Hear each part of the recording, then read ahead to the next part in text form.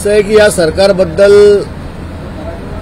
खरं म्हणजे कायदा मोडणाऱ्यांना धाकच राहिलेलं नाही. कायदा आणि सुव्यवस्थेचा बोजारा उडलेला आहे आणि म्हणून अशा घटना वेगवेगळ्या शहरामध्ये होत आहेत.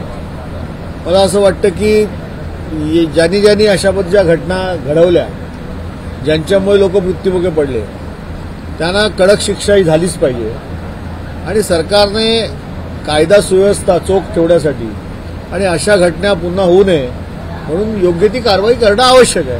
सर, नाशिकमध्ये राज्य उत्पादन शुल्क विभागाच्या कार्यालयावरच मद्याचा ट्रक चढवला. एक जण जागीच ठार झालाय, तो 2 अधिकारी गंभीर जखमी झाले. कशा पद्धतीने बघता? असं आहे की मी आपल्याला म्हणालो ना की या सरकारचा धाकच राहिलेला नाहीये. कायदा पाळणाऱ्या मंडळी कायदा पाळतात, परंतु कायदा न पाळता जे अवैध धंदे करतायत त्यांना धाक नसल्यामुळे असे मोकाट सुटलेले आहेत.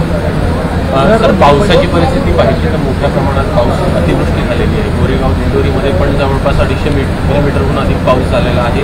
कुठेतरी पालिकेकडनं व्यवस्थित जी नालेसफाई आहे ती केली नाही असा आरोप. असं आहे, आज पाऊस तर मोठ्या प्रमाणात झाला आहे, खरं आहे. 290 मिलीमीटरपर्यंत पावसाची नोंद ही उपनगरामध्ये झाली आणि असं जरी असलं तरी देखील असं आहे की नालेसफाईचं काम जे मुंबई महानगरपालिकेकडनं योग्य प्रमाणात व्हायला हवं होतं, ते छोटे नाले जे आहेत, मायनर नाले, मेजर नाले, ते काही समाधानकारक झालेलं नाही. परंतु ठीक आहे, जेव्हा मोठ्या प्रमाणात पाऊस पडतो एकाच वेळेला तेव्हा ही परिस्थिती मुंबई शहरामध्ये उद्भवते. आज सरकार मुंबईकरांना या ठिकाणी आवाहन करते की मुंबईकरांनी सरकारला मदत करावी, परंतु 2-3 वर्षापूर्वी नुसती मुंबईमध्ये अतिवृष्टी झाली आणि थोड्याफार प्रमाणात पाणी तुंबलं तरी देखील त्यावेळेला असलेल्या सत्तेत असलेल्या शिवसेनेला दोषी धरलं जात होतं.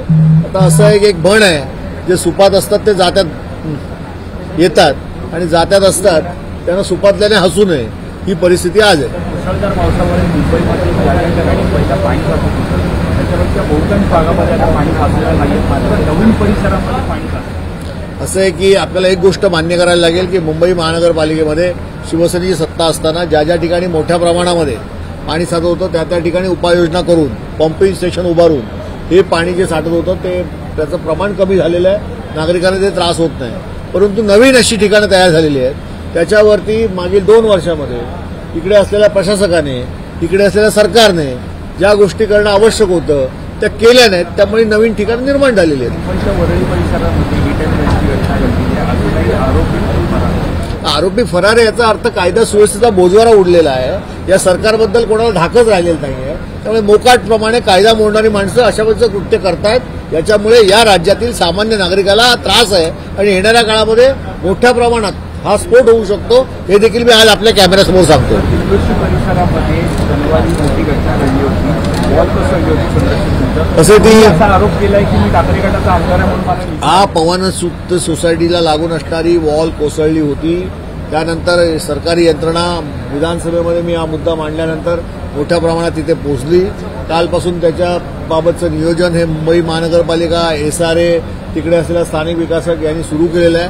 परंतु दिंडोशीमध्ये अशा मोठ्या दरडी आहेत आणि दरडीच्या बांधकामासाठी जे पैसे मोठ्या प्रमाणात येतात याची मागणी मी सतत 2-3 वर्ष करतोय.